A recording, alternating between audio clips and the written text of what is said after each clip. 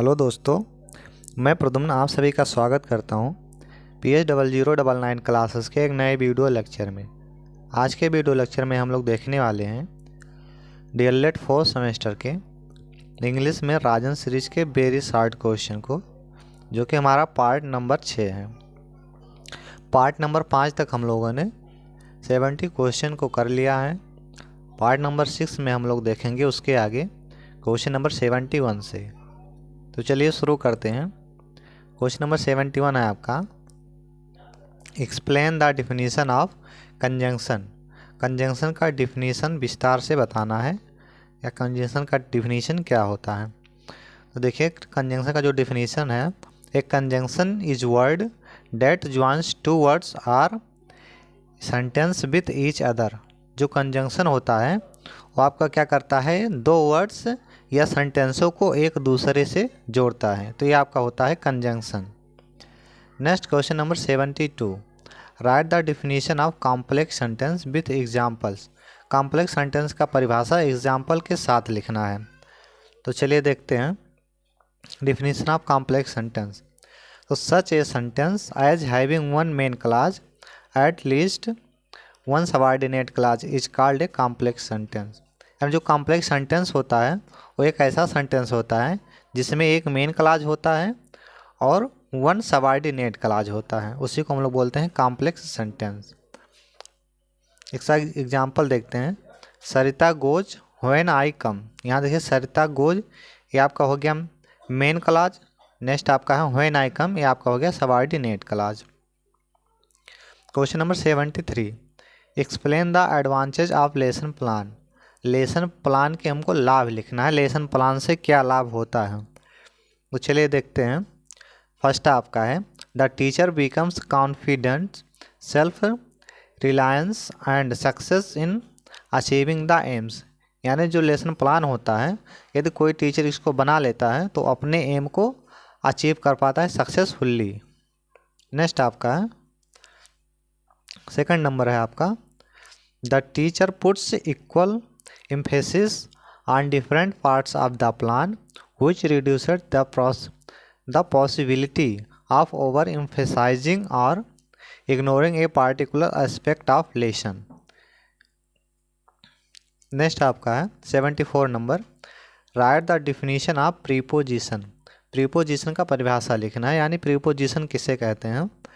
तो देखते हैं, ये प्रीपोजिशन इज ए वर्ड, यानी प्रीपोजिशन ऐसा शब्द होता है प्लेस्ड बिफोर ए नाउन और प्रोनाउन, जो नाउन या प्रोनाउन के पहले लगता है, टू शो दिखाने के लिए, द रिलेशनशिप यानी संबंध दिखाने के लिए, बिटवीन नाउन और प्रोनाउन, यानी नाउन और प्रोनाउन के पहले लगकर नाउन और प्रोनाउन से संबंध दिखाता है, तो उसे आपको कंजंक्शन बोलते हैं। And same other words in the sentence. Next आपका question number 75, explain the formats of good lesson plan. Good lesson plan का फॉर्मेट क्या होता है, इसको बताना है। तो चलिए देखते हैं। तो the popular formats of are the followings, यानी जो लेसन प्लान का जो आपका फॉर्मेट है, पॉपुलर फॉर्मेट, वो आगे है।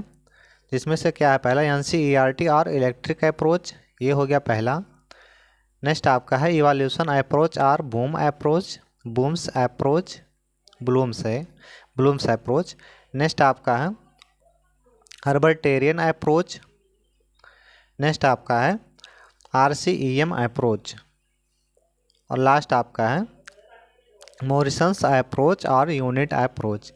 ये आपके हैं एक गुड लेसन प्लान के फॉर्मेट। इतनी चीज़ें होनी चाहिए।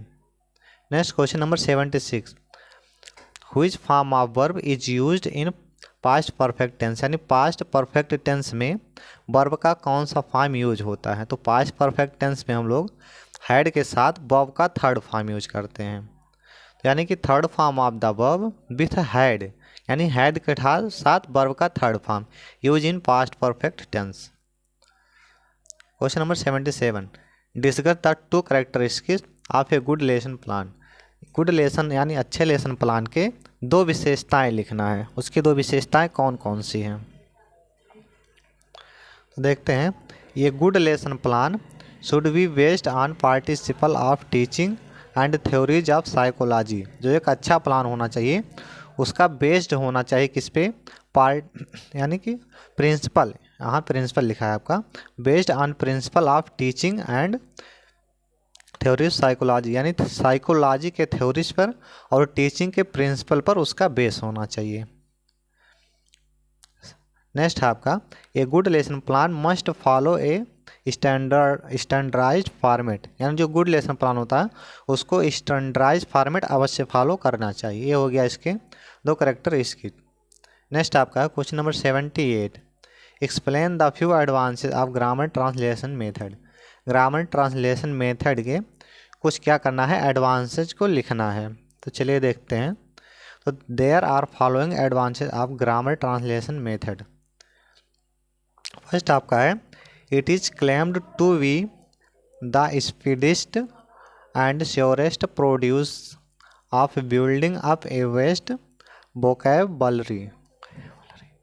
नेक्स्ट आपका है, it is based on the maxim of learning for known to unknown. Next आपका third number, it is economy and saves considerable time by offering a single equivalent words in the mother tongue instead of long definition or explanation. Next question number 79, describe the prerequisites of lesson planning, यानी lesson planning के जो pre रिक्वेस्टिस हैं उसको आपको लिखना है। तो चलिए देखते हैं। तो in order to make a good lesson plan a teacher needs to fulfil the following prerequisites. तो चलिए देखते हैं। पहला आपका है, a teacher should have knowledge about child psychology, their needs, interest, intelligence level and perception etc। Second number आपका है, a teacher must have दो knowledge and good command over the content on which lesson planning is to be done। Next आपका है third number, a teacher must have good knowledge about the theories and principle of teaching and learning.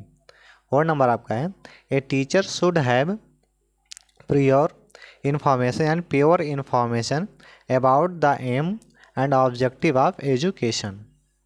Question number 80, explain the kinds of coordinating conjunction. Coordinating conjunction कितने प्रकार का होता है ये आपको बताना है। तो देखो, जो कोऑर्डिनेटिंग कंजंक्शन होता है वो आपका मेनली 4 प्रकार का होता है, यानी there are 4 types of coordinating conjunction. First आपका है क्यूमुलेटिव कंजंक्शन, सेकंड आपका है अल्टरनेटिव कंजंक्शन, थर्ड आपका है एडवर्जेटिव कंजंक्शन और लास्ट आपका है इलेटिव कंजंक्शन। ये होते हैं कोऑर्डिनेटिंग कंजंक्शन के 4 प्रकार। Question number 81, explain the direct method. Direct method क्या होता है ये बताना है। तो in this method the first things which gets importance in a speech not reading, यानी जो इसका जो डायरेक्ट टीचिंग मेथड है ये फर्स्ट थिंग्स इसमें क्या होती है, विच गेट्स इम्पॉर्टेंट इस स्पीच, इसमें बोलने को ज़्यादा महत्व देता है और रीडिंग को नहीं। This emphasis is based on the principle of fluency in learning and facility in writing follow fluency in speech. So learning to speak a language is always by far the shortest road to learning and to write. In this way, we may say that the objective of the direct method is to teach language directly so that a direct bound may be establishes। Question number 82, change the following into past continuous tense. ये sentence आपका है, Mohan has been reading for 2 hours. इसको हमको change करना है past continuous में। तो past continuous को हम चेंज करेंगे तो क्या करेंगे, इसमें जो ये सहायक क्रिया और क्रिया लगी है इसको रिमूव करेंगे और पास्ट कंटिन्यूअस टेंस के लगाएंगे। तो पास्ट कंटिन्यूअस के जो सहायक क्रिया व क्रिया होती है वो आपका होता है वाज या वेयर के साथ क्रिया में आईएनजी लगता है। तो हम लोग इसको निकालेंगे और यहाँ जब कर्ता एक वचन होता है तो उसके साथ वाज का प्रयोग करते हैं। तो हैज बीन को निकालेंगे और वाज को लगाएंगे। तो Mohan was reading for 2 hours, ये आपका हो गया पास्ट कंटिन्यूअस टेंस में। Question number 83, change the following into passive voice, इसको हमको पैसिव वॉइस में चेंज करना है।